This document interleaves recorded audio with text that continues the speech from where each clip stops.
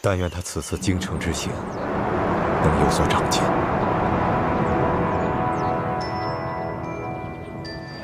你看桃仁，好看，多好这个！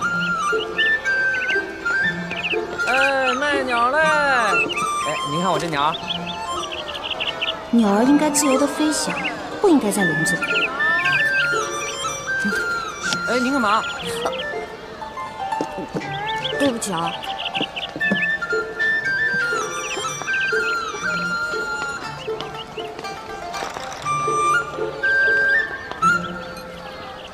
师傅们都说清贫无道，民不聊生，可为什么京城又如此繁华呢？